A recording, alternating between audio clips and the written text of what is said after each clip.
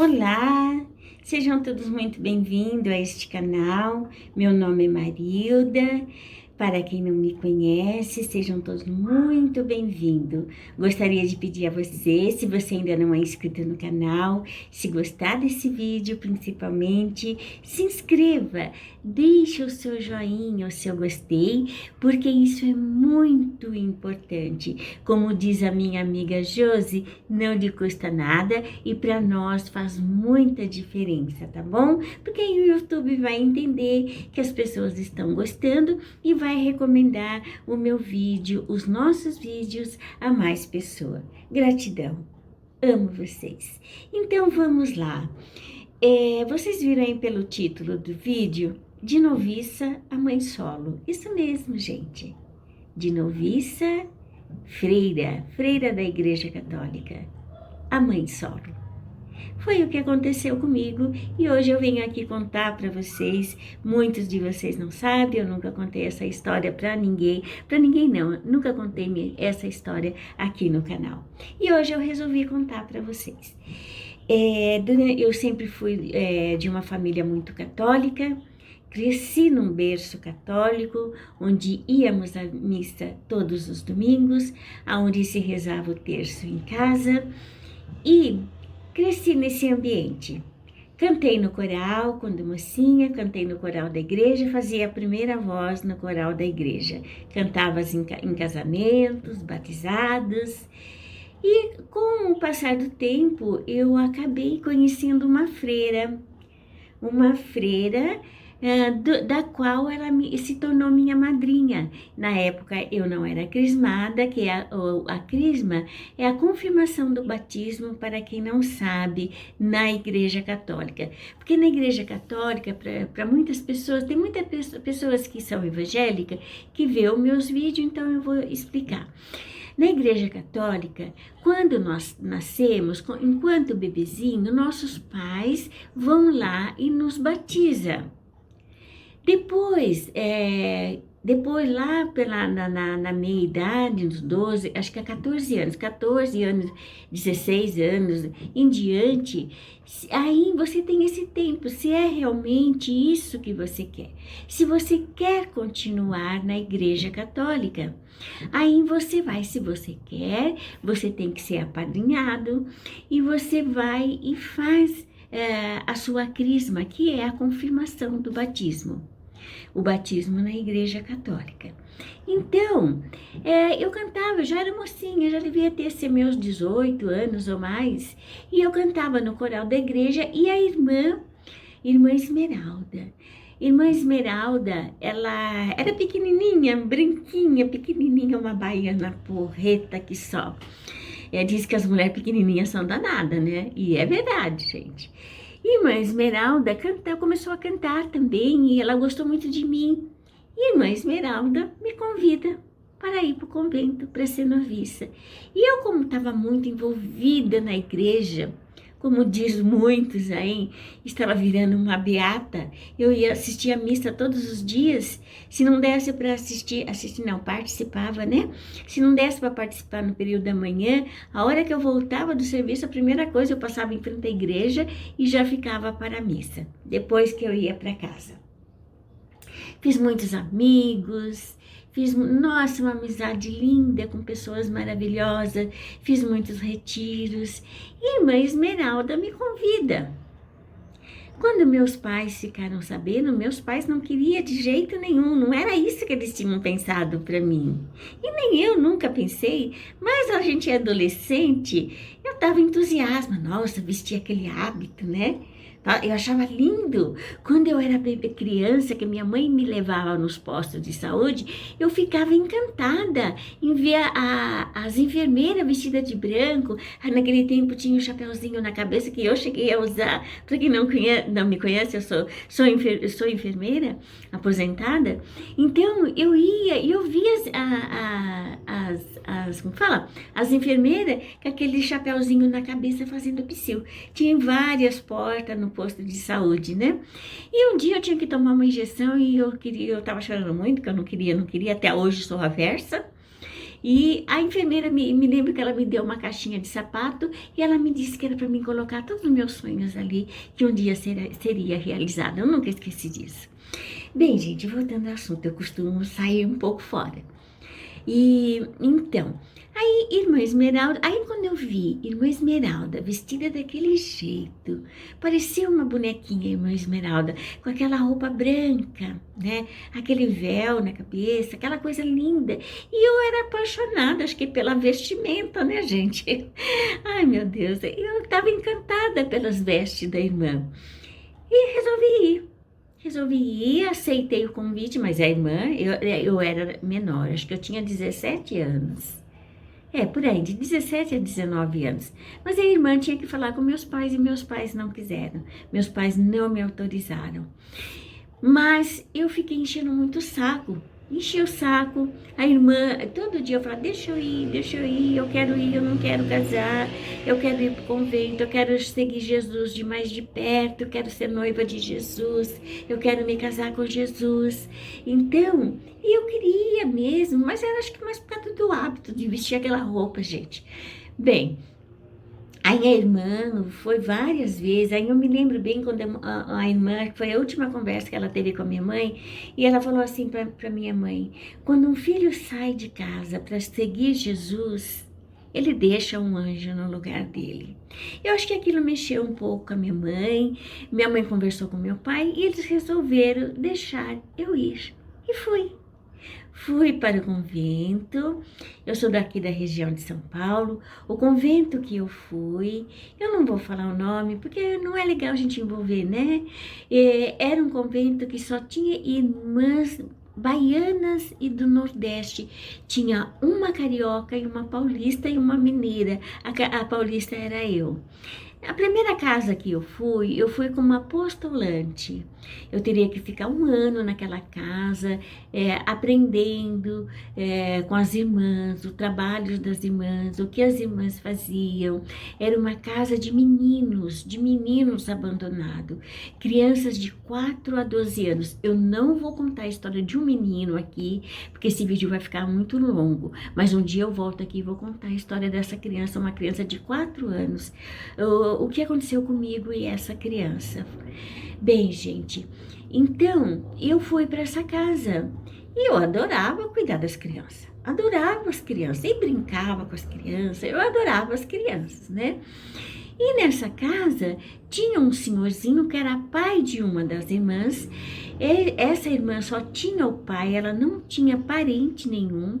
Então vocês sabem que as irmãs, tanto as irmãs como os padres, eles cada lugar eles estão num convento diferente, num seminário diferente, num local diferente trabalhando. E a irmã, como ela não tinha, a única família dela era o pai, então o pai foi liberado para que o pai ficasse com ela. Só que ele morava no fundo do quintal, ele nem entrava dentro do convento, ele entrava até a cozinha para fazer as refeições dele, só. E essa irmã, ela era muito dura, sabe? Ela era muito uma pessoa assim, muito fechada, quase não falava com a gente, austera, assim, sabe? E ela tinha um tamancão, eu morria de medo do tamanco da irmã, porque ela tinha uma perna mais curta que a outra. Então, ela usava, sabe aquele sapato que para poder igualar a altura? E ela andava, quando ela andava, ela era brava. Quando a gente ouvia o pisar dela, ó, cada um pro teu canto. E eu era muito novinha, né? Morria de medo dela. Só que eu, como sempre gostei de criança e de velho. Fiz amizade porque eu percebia que ela não dava muito carinho pro pai dela. Ela tratava bem, fazia de tudo por ele. Mas sabe aquelas pessoas que parece que não sabem dar carinho pro outro? Era dessa forma. E eu me apeguei com ele. E lá nesse colégio tinha um pé de jaca. Jaca? Não, fruta do conde. Fruta do conde. E eu sempre amei fruta do conde. Então, o que aconteceu? Ele sabendo, e ele também, tadinho, era um senhorzinho já de mais de seus 70 anos. Ele sabendo que eu gostava muito, ele tinha uma vara comprida e ele tirava, ele ia lá em cima na fruta maior que estava mais madurinha e trazia e me entregava. Um belo dia, ele fica doente. Eu acho que era problema de coluna. A irmã leva ele no médico e me chega, e eu gostava de limpar a farmácia. O colégio ele tinha uma capela onde era rezadas as missas e tinha uma farmácia também. E ela chegou com um monte de medicamento, de injeções, um monte de algodão, um monte de coisa lá. Chegou, entregou na minha mão. Olha, você vai aplicar essa daqui, a receita tá aqui, você vai aplicar no meu pai.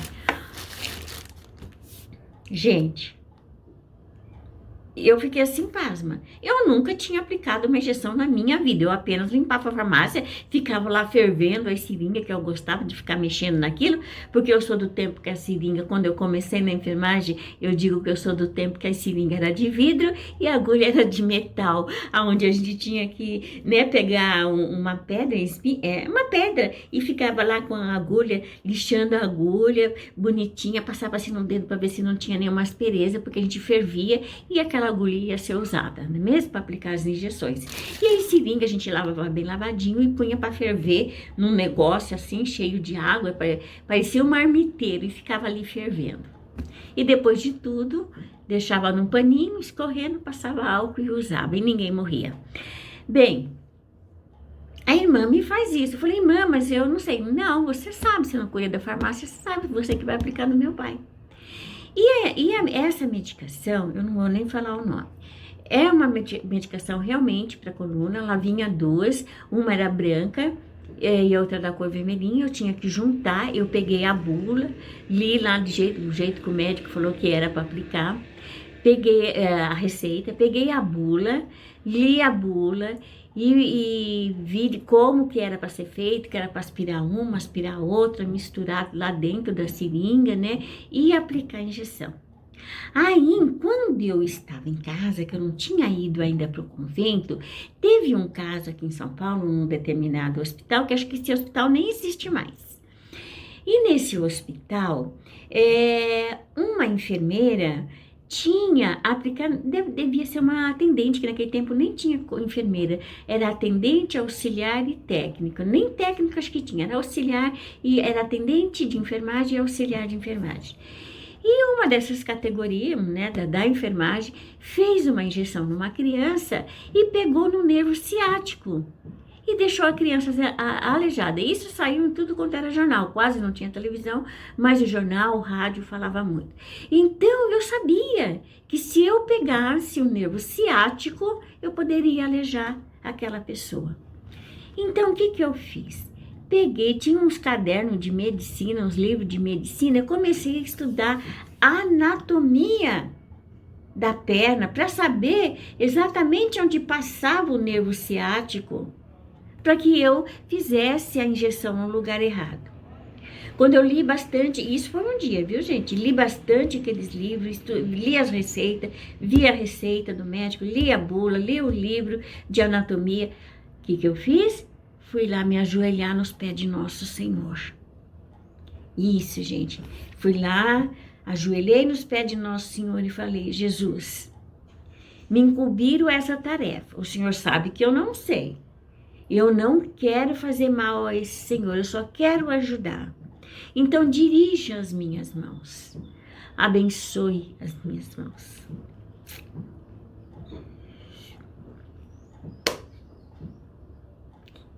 Desculpa.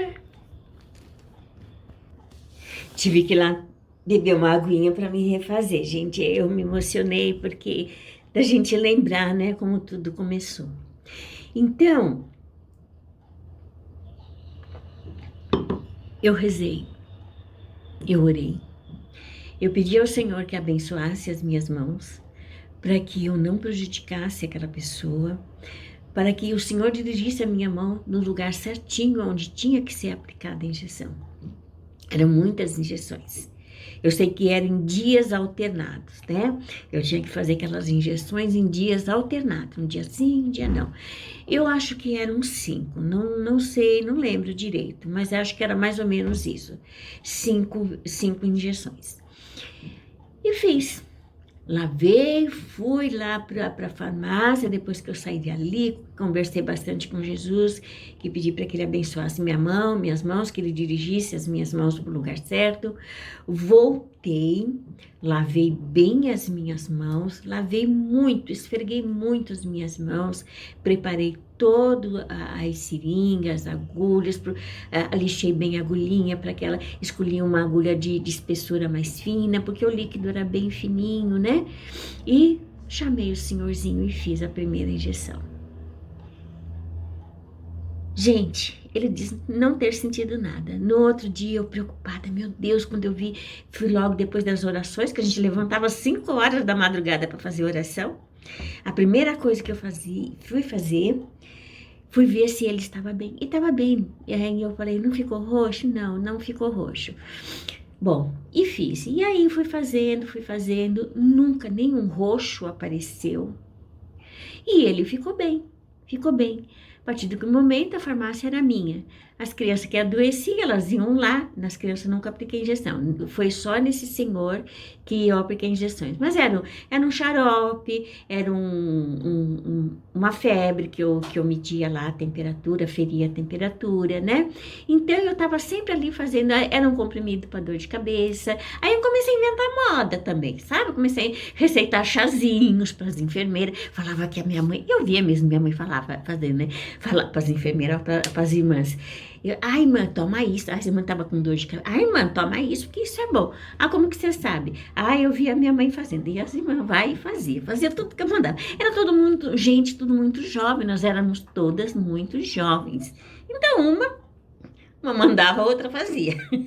Era assim que funcionava, gente. E eu também, na minha família, o meu avô, ele era administrador de uma fazenda. E o meu avô aplicava injeção nos homens lá, no pessoal lá da fazenda, era meu avô que aplicava. E eu, pequenininha, via meu avô fazendo aquilo também. Então, na minha cabeça, eu já tinha não, muito criança, mas eu via fazer.